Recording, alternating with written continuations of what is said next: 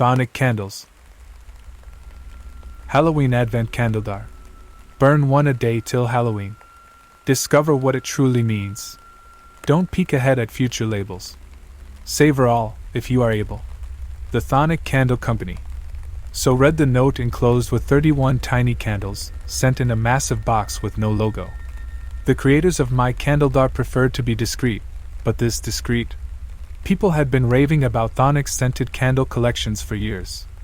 They offered themed sets for Halloween and Christmas/Hanukkah/Kwanzaa/Solstice, and also New Year's Day, Valentine's Day, Easter, Mother's and Father's Day, even the 4th of July. You had to know where to look. Chthonic had no website or Facebook page, nor did it post pictures on Instagram or other social media. Word of mouth and threads on obscure forums for die-hard candle enthusiasts were the only ways to get them. Price was also an obstacle. The smallest set ran north of $200. 4th of July had 3 candles, red, white, and blue, to burn on July 4th, 5th, and 6th. For the Halloween Advent Candle Jar, I'd forked over $1,000. $1,000 for treasures that would vanish as soon as I burned them. Why? Obsessives like me knew the answer. We were ravenous. We would not rest until we found the perfect candles, ones whose scents would creep into our nostrils and noggins, suffusing us with satisfaction. Candles were our windows to the world. Smells lasted far longer in the memory than sights. What smells would this grand collection, rimshot, entice me with as October unfolded? Inside the much larger package were 31 smaller ones, labeled with numbered lids. Since the note warned me not to look ahead of today's date, I opened the box labeled 1. Pumpkin Spice. Of course that fan fave would be included in a Halloween assortment. I cringed.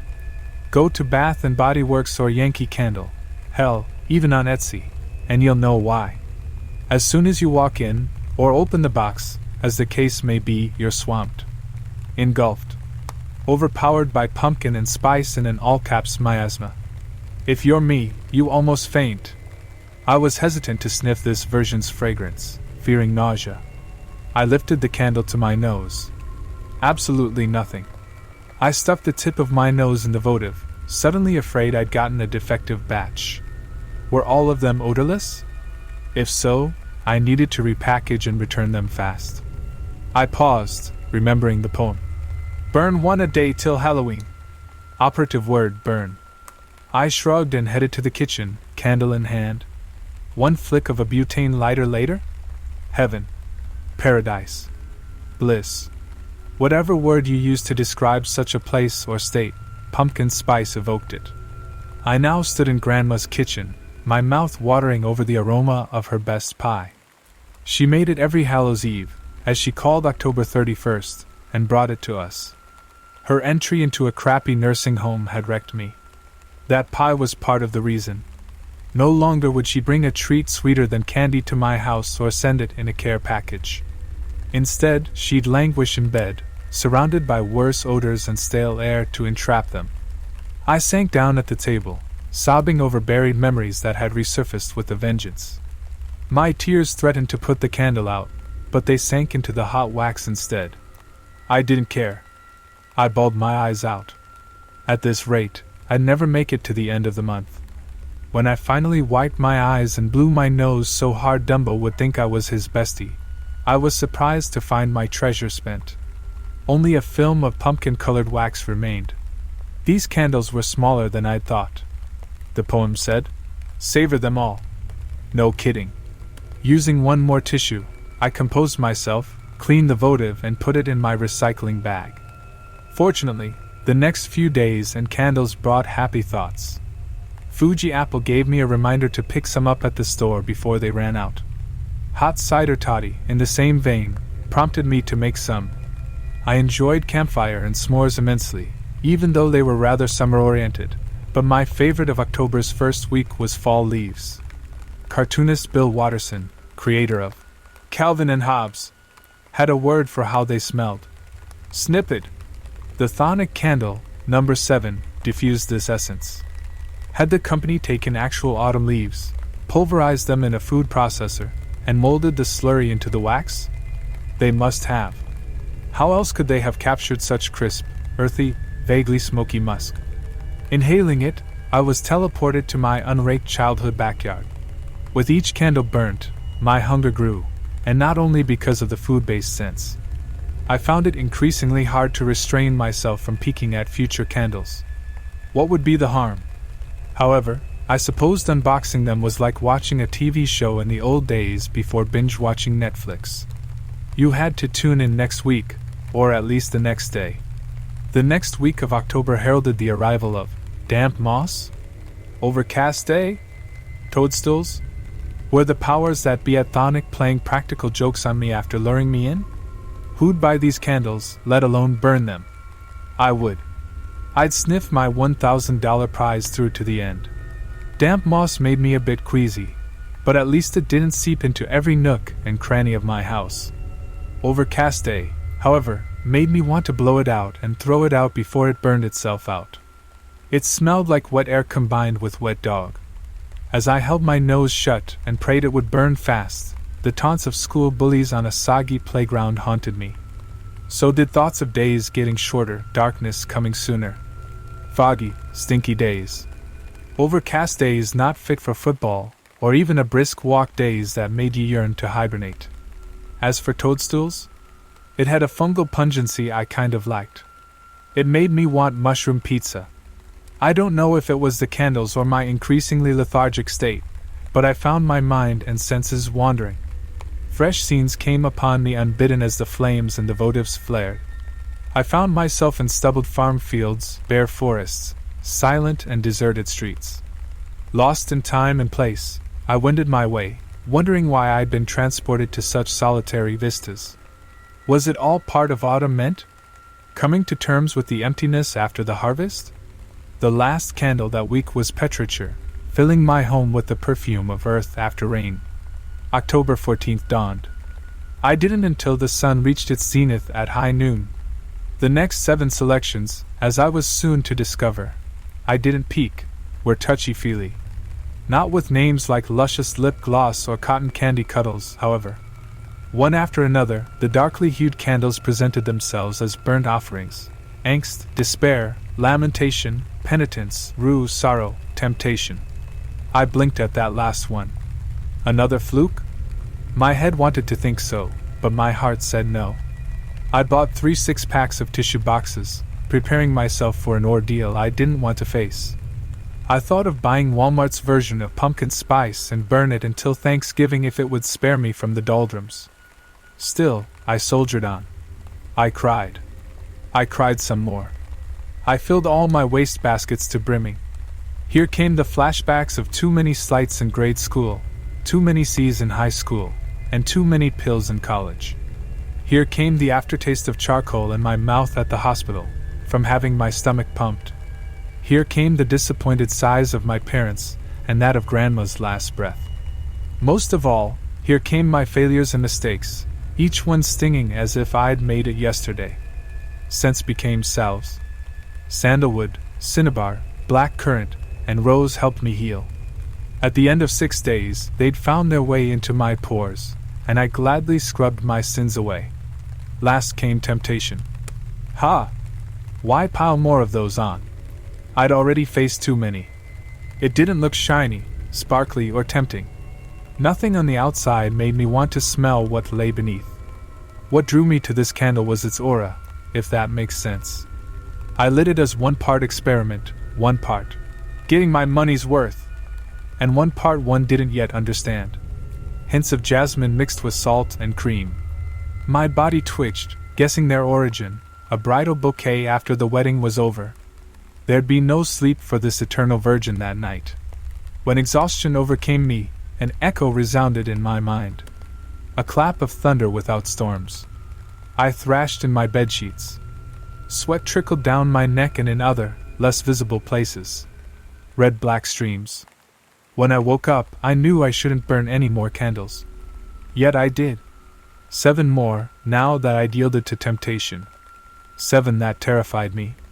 Hair. Tears. Flesh. Blood. Guts. Bones. Marrow. Layer after layer of wax and self were stripped away as the flames consumed them. Hair radiated no ghastly stench, but a whiff of my own oily locks, as if I hadn't showered. Tears? I'd shed enough of those lately, so I drowned myself in salty ocean essence. The next 3 candles made me so hungry for red meat that I chowed down on all I could buy, making 4 grocery runs in 7 days. At 3 a.m., steak sandwiches had tremendous appeal. So did scraping my teeth over my own arms. I actually gagged myself with a cloth as the next 2 burned down, afraid to gnaw and afraid to know. The reek and tang of iron saturated me. By October 28th, I was ready to check myself into a nursing home. Or a mental hospital. The next candle smelled just like I expected, pine, to house my lifeless body. October 30th, no. This one should have smelled like something, anything. Somehow it actually removed the smells, and maybe the memory of such, from the immediate area. They say that when you fall asleep or when you die, your sense of smell is the first to go. Halloween dawned cold as steel, a relentless harbinger of winter. I dared not burn the last candle or open the box labeled 31 until that night, at 11:11 p.m. I took the votive and my lighter upstairs, leaning on the banister with every step, wishing I'd fall. That would end it, end me, end the madness that ate away at my senses. I undressed in considerable pain, not so much taking my clothes off as peeling them off. Like strips of. My bones creaked as I squirmed into bed inch by inch. Before I lay down, I lit the candle. Printed in capital letters in an Old English font was a single word. Void. Lamp off. Covers up to my chin. Eyes closed. Mind stilled. Regular candles emit heat. Void emitted cold, utter cold, Kelvin scale glaciation. Not of the grave, but of space. Of the spaces between the stars, where nothing and everything awaited me. No aroma reached the wet, freezing insides of my nostrils, for there was none except void. Its every scent in none, amplified and nullified, concentrated and cancelled out. As it enshrouded me, I recalled the second line of the poem that came with the collection. Discover what it truly means. Halloween is void. Beneath the candy consumption and creepy costumes. It means there is nothing to prove, and nothing to fear, when life's myriad smells grow dim, and finally fade. Death is thonic, after all.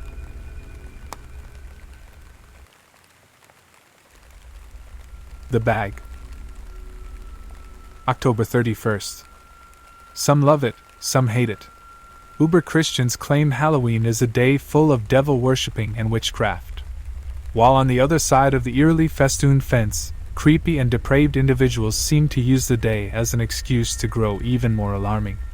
Then, somewhere in the middle of it all, ignoring the decor, the costumes, and all the pageantry, ignoring all of the protests and hate speech from the other side, right there smack dab in the middle, there are folks like Jan Smith completely indifferent to it all. Jan grew up completely disinterested in Halloween. She was born a diabetic, so the whole idea of a holiday with its promise of pillowcases filled with candy was a moot point. Sure, there's candy for Christmas, but at least there are also gifts to be opened. The only gift Jan would open on Halloween would be a diabetic coma if she ate the candy. No thanks. On the other hand, and much to Jan's annoyance, her parents Dan and Beverly Smith love Halloween.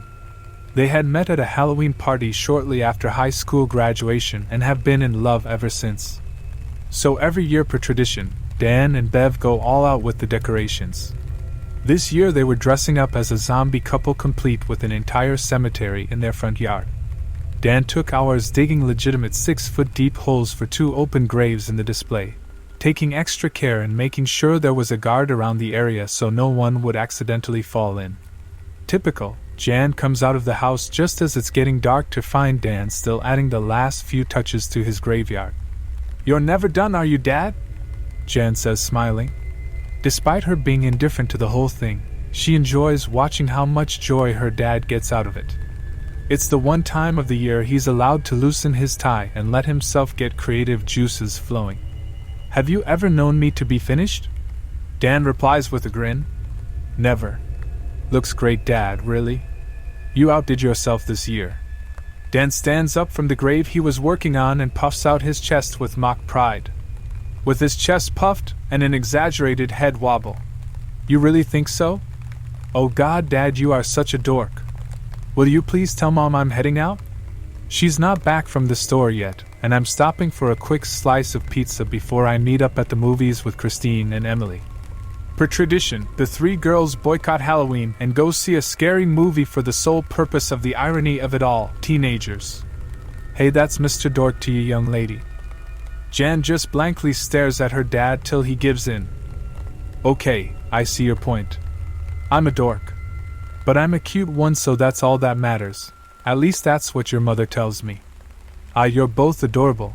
Completely old and disgusting, but adorable.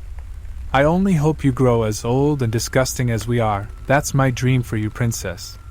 They both share a laugh and pull each other in for a hug. Beautiful moments like this are often taken for granted daily. It's gotten completely dark by the time Jen finishes walking to the pizza palace. The theater is right next door though, and the plan is for Christine to give her a ride home anyway when it gets really late. Jen walks into the restaurant and seats herself. The pizza palace isn't very large at all, especially not for a place called a palace. But their pies were delicious, so they quickly became Jan's favorite place. Luigi was the owner and seemed to be the only one ever there to make the pies, so he and Jan grew fairly close over time. There she is, my favorite young customer. How are you tonight, Jan? How's the family? I drove by the other day and it looks like old Dan really outdid himself this year, huh? Are those real 6-foot deep holes I saw? Luigi was impressed. Yup, it took Dad hours to get done. I'm happy for him though. He and my mom love this stuff. I swear the sign of the first orange-colored leaf and they jump up to decorate. They share a hearty laugh. So what'll it be tonight? The usual? Yeah, small personal pan with vegan pepperoni. You know you are the only one that eats this stuff, right? I can't give it away. Luigi laughs. So why do you keep it then? Because you're my most loyal customer, and that's what loyalty gets you. Tiny disgusting fake pepperoni. Jan and Luigi share a big laugh with that as he scampers off to start her pizza. The kitchen is within eyeshot of where Jan is seated. In fact, the entire restaurant is within eyeshot no matter where you are due to its lack of size. Luigi liked it that way. He always said that despite doing enough business to warrant a bigger location, he loves the intimacy this one provides, so he refuses to move. As Jan settles into her seat and begins to scroll through her social media accounts, she hears the door open and someone with what sounds like heavy work boots enter the establishment. She doesn't take her eyes off the phone, but she can feel the man's presence as he walks in heavy-footed and seats himself at a table toward the back of the room without saying a word. Hello, my friend, how are you tonight? Luigi shouts from the kitchen. I'll be right there to take your order. The menu is on the table. The man says nothing. He grabs the menu and ruffles through it. Jan isn't trying to turn around and look, but something compulsive is making her do it, and when she does, she finds the man staring directly at her. Not saying a word, not moving. Just sitting, quietly, menacingly, and yet politely? Jan couldn't figure him out with the 2-second glance she afforded herself. She spins around to look once more to find him still staring straight ahead once again towards her. Not moving, not talking, hand folded neatly on the table. Polite. Luigi finally has Jan's pizza in the oven and waddles his ample frame over to the man at the table. Alright, my guy, what'll you have? The man doesn't answer, at least not verbally. He picks up the menu, flips quickly to the right page and points. With an aha expression on his face, Luigi completely understands and nods knowingly to the man. The man folds up the menu and then takes his attention once again elsewhere by continuing to stare ahead directly towards Jan. As Luigi finishes up and waddles back past Jan, she stops him for a second. Hey Luigi, what's with that guy? He's kind of creeping me out. Don't worry about him. He seems harmless. I think he's a mute or deaf or something. Seem nice enough though. Why, what's up? I don't know, I just get this weird vibe from him. I think he's staring at me. Luigi turns to have a look for himself, and gauge the situation. Yeah, I dunno, January. I think he might be on the spectrum or something. I have a nephew like that, a good kid, just a little weird. I wouldn't worry too much. Listen, if he starts to bother you, come get me, okay? Your food will be out soon. Hang tight. I'll be back in a few. Okay, Luigi, thanks. You're probably right. I just get paranoid. Hey Jan, Luigi gets it. I see how men are with young ladies. I'd protect you like my own daughter, you know that. You're safe here. The conversation ends there as Luigi heads to the kitchen to start the man's order and to check on Jan's food. Jan tilts her head down and begins to scroll through her social media again to kill time. A few minutes pass and she's still scrolling, her attention completely entranced in the phone. So much so that she jumps nearly out of her skin when her arm gets brushed as the man walks by her table heading towards the counter. Jan watches Luigi and the man as they fumble to try to communicate, with Luigi eventually figuring out that the man needed to use the restroom. Luigi points him in the right direction as he gets Jan's pizza ready to be served and brings it over. Hot pizza for one, Luigi exclaims with glee as he brings Jan the food, placing it on the table in front of her. Looks great as usual, Luigi, thank you. Enjoy, Jan. Jan eats her pizza while watching YouTube videos, occasionally glancing to see Luigi preparing the man's order and bringing it to him after returning from the restroom. As time goes on, Jan grows more and more comfortable. Finally relaxing in the booth, she's seated sideways with her feet up on the bench and her back against the wall, watching her phone in between bites of pizza. Her phone dinged with a notification from Christine. Her and Emily are almost at the theater now, and in Christine's words, "Be ready, biatch," with a winky face. Jan clears her own table, and while doing so finally realizes the man she was so worried about early had left without incident. Luigi had been right after all. Probably just some poor guy with a few issues. She walks up to the counter and places the plate and utensils on it. Thanks, Jan, but you know you don't have to do that, right? You say that every time and it hasn't stopped me yet, has it? Jan replies with a smile. You're a good kid, Jan. Parents raised you right. Thank you, this old man appreciates it, trust me. Advertisements. Hey Luigi, what happened to that guy? Ha, he left a while ago. You were so into your phone you didn't even notice. I told you he was harmless. He ate, paid for his food, and even left me a nice tip. Ah, that's sweet. I guess you were right, huh? Hey, it had to happen sometime. Luigi laughs. Hey, could you do me a favor? Since you love clearing my table so much, you mind grabbing the stuff from his table quickly while I start the dishes? Of course, Luigi, anytime. Jan heads over to the table, and when she gets there she realizes the man left a bag. It's a giant black hefty bag, and it looks pretty full. Oh no, the poor guy is probably homeless. This was likely all he had and now it's gone. Jan felt terrible. Hey Luigi, the guy left his bag here, what should I do with it? Jan shouts from the table. What is it? I'm not sure, should I open it? I don't want to intrude. I feel bad. Yeah, just give a quick peek. He did pay me. I know he has a wallet, so maybe he at least has ID in there so we can find him. Yeah, let me see what I can find, that makes sense. Jan slowly untied the top portion of the hefty bag. With trepidation, she unravels the opening, revealing to her horror the hacked-up corpses of her father and mother. In Jan's terror, she accidentally sends the bag falling to the floor in a sickening squish. Blood, pus, and membrane wash over Jan's once clean tennis shoes. The sight sends Jan into complete and utter shock as she lets out a blood-curdling scream. It's only after Luigi runs over to check on her that they both notice the blood-soaked piece of paper that flowed out with the bodies, simply reading, "See you soon."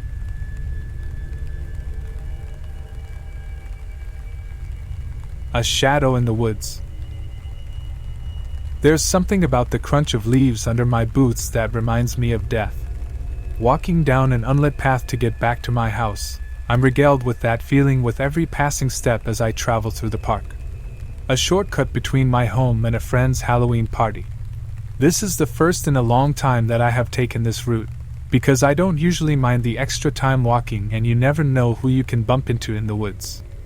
I see a lamppost up ahead, providing a dim light of oasis in an otherwise desert of darkness.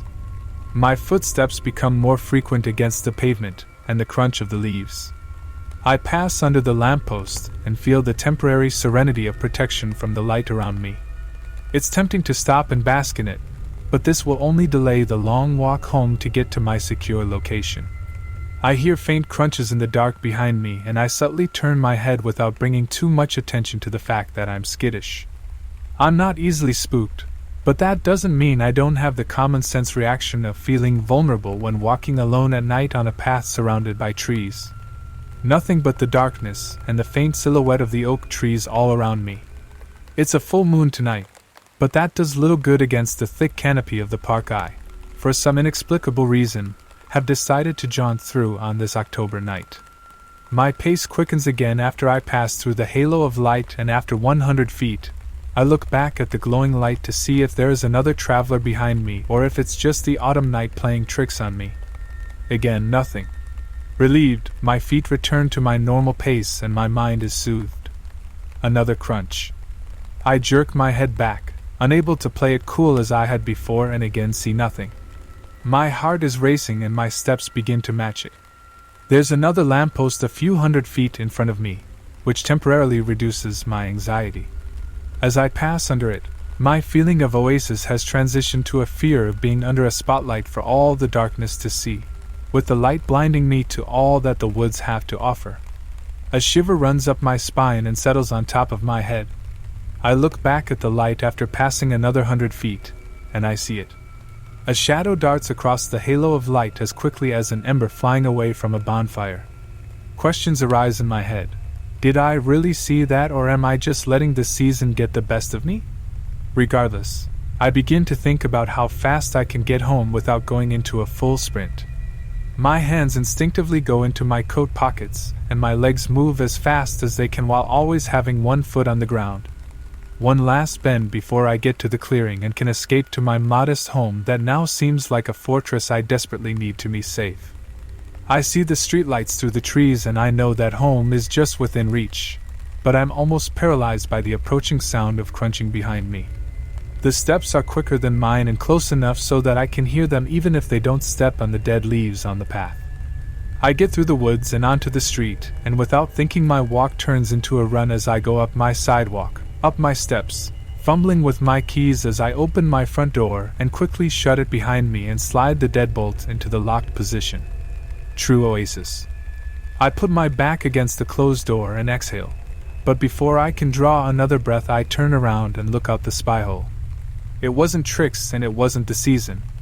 A shadow in the shape of a person steps out of the woods and is sauntering towards my sidewalk. Maybe it was someone who left the party just after me and lives near me. I tell myself, knowing it's a comforting lie. Maybe it's someone who was lost in the woods without a light, and just followed someone who looked like they knew where they were going. Telling myself another lie. I watch with horror as the shadow stops briefly in front of my house and begins to walk even more slowly up my sidewalk, following the steps I had taken not 30 seconds earlier. I hold my breath, fearing that the shadow can hear me on the other side of the door, and I can hear my heart pounding on the inside of my chest. As the shadow walks up the steps, it pauses at the top. The locked door dividing us now feels as thin as paper, and I weigh the consequences of sliding my couch in front of the door as a reinforcement versus the idea of creating that much noise. I remain still and keep my eye fixed on the spy hole. It seems paralysis made the decision for me. The shadow takes 3 steps closer to my front door, and it no longer remains a shadow, but what I see makes me desperately wish it maintained the mystery the shadow provided. As it comes into the dull glow of the full moon, I can see its eyes, or rather lack thereof. Where its eyes are is just smooth, pale skin, as though the eyelids had fused together. As I scan down the flat nose and thin lips of the shadow's face, I see protruding downwards from its mouth are 2 white points. Teeth. 2 abnormally long canines protruding from what is otherwise a demonic-looking shadow on my front steps. My heart stops and I can feel a burst of air come from my mouth. A fucking vampire? I say to myself. This is just a sick joke from someone at the party. Again, lies I tell myself. I want to run away, but my eye is magnetized to the spy hole. As I see the shadow inquisitively look around my porch, I glance at the end of my sidewalk. I look past it at first, but as my eyes focus, I see a second shadow standing there and begin to slowly walk up the sidewalk. My body repulses internally, but my head doesn't move, and my eye stays fixed on the shadows. At the top of the steps, the second shadow says in a low mumble, "In there?" "Yes, not 2 minutes ago," replied my stalker in the woods. "Good, this shouldn't be too hard at all." "Nice work," replied the newcomer, who seemed to be in charge. I'm finally able to turn around and my head is swimming. My first thought is the only one I can manage as I try to formulate a plan. Do I have a crucifix? What do I have that can be fashioned as a stake? What can I say? I'm a product of the horror movies and scary stories I grew up on, never expecting that it would ever teach something useful. I run to my bedroom and open a trunk at the foot of my bed. Digging through some knickknacks, I find it, a crucifix that had been used at my grandma's funeral that my parents gave to me, hoping it would spark some sort of new engagement with the church I had lost interest in many years ago. I break off a leg of a chair at my kitchen table, and while it doesn't look like they do in the movies, I've fashioned a wood stake that will certainly be good enough for my purposes. Returning to my front door, I steal one last look out of the spy hole and see one shadowy figure still on my porch. Where the other one went, I couldn't say, but I'll take it as a good sign and feel some relief. I muster as much of my courage as the situation allows, and I slowly slide the deadbolt until the door is unlocked. Even more slowly, I turn the handle until there is nothing between me and the shadow except the door loose on its hinges. I count to 3 in my head and fling the door open. With my right hand, I wildly swing the chair leg in a downward motion, while my left holds the crucifix exactly how I've seen it done at all the movies. After 3 swings of the stake hitting nothing but air, I realize there's nothing on my front porch.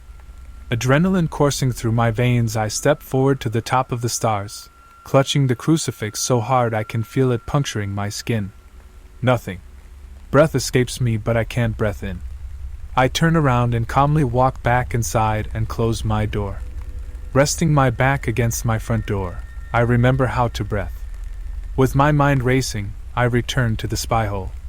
I can wait here all night, I say out loud, knowing that I almost certainly won't. Seconds crawl by, but they feel like hours as I finally start to relax. I slide the deadbolt back into the locked position and start to feel sane again. The deadbolt clicks in the locked position and the tension is leaving my body. As I begin to remove my eye from the spy hole, I feel 2 long teeth sink into my neck just below my ear.